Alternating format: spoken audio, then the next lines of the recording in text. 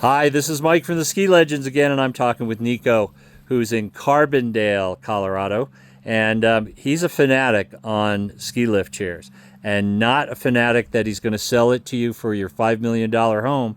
He's collecting the history. Neako, thanks for having us here, number one. Tell me a little bit about these. So these are also from Aspen Mountain. These two are from the same lift. This is from the original Lift 3 or Ajax lift. But it is Heron. So Heron is the manufacturer for the really old ski lifts. And this was actually their first implementation of a double lift. Okay. And Lift 3 is a great example of that. And then this is from the original Bell chair, or Lift 5 on Aspen Mountain. And you can see that they kind of added another design to it as well.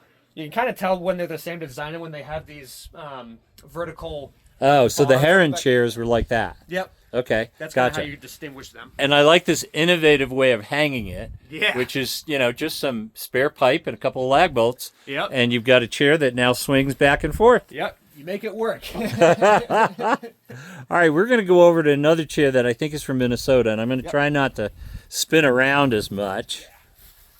It won't make you dizzy.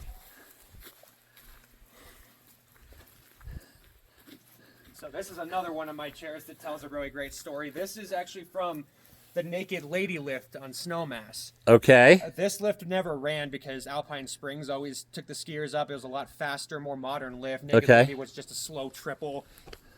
Left there to be a backup lift, And so since it didn't have much of a purpose, the ski company sold it to Lutsen, Minnesota, where they could actually use the lift to run, Right. And it was still a really old lift, so it only lasted about another 10 years there until they took it down over there. Okay, and then how did you acquire it? So they auctioned off these chairs when they took it down.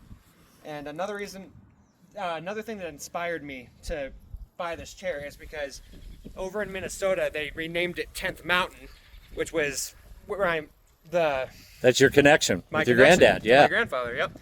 And so, Naked Lady, 10th Mountain, I'm like, I gotta have one of these chairs. And so they auctioned them off. I got one, and then in the course of one weekend, me and my buddies drove all the way to Minnesota to get this thing. That is amazing. Yep, Minnesota and back.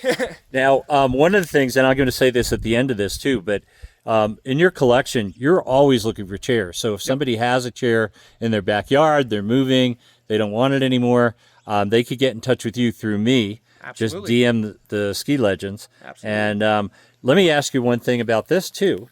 I'm going to go into here. We're going to stop that commercial. Now, that's the color. Was it originally powder blue? Yep. Or, okay. So actually, there's a mark on the lift that shows a lot more of the patina.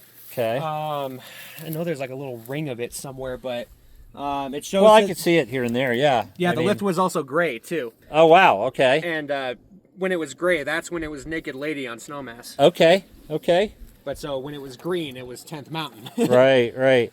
Okay, we're going to go over to the left here. Tell me about some of these they seem to be trapped by the tree. They've been here a while. Yeah, they kind of got a little lodged in there, but this lift, or this one and that one over there, these are from the two tie hack chairs that were on Buttermilk. Okay. And of course, that's now replaced by a more modern lift. This one is from the old Nugget chair on Highlands. This one, back then, exhibition was two different chairs, and when you got off the first exhibition lift, this one would take you to the top of Thunderbolt. Okay. But that's been gone for a while now. Right. And then this one is from the old funnel chair on Snowmass. And it's kind of hard to tell, but this one had an old mechanism where when you pull down the bar, the footrest comes up from under. And they talk about making it complicated. Right? Wow. And they retired that mechanism after they started making step-in bindings. Sure. Knock them off. Jeez. This is kind of interesting. We skiers are on lifts all the time, and we're looking at, you look at the cable and how it's connected to the cable.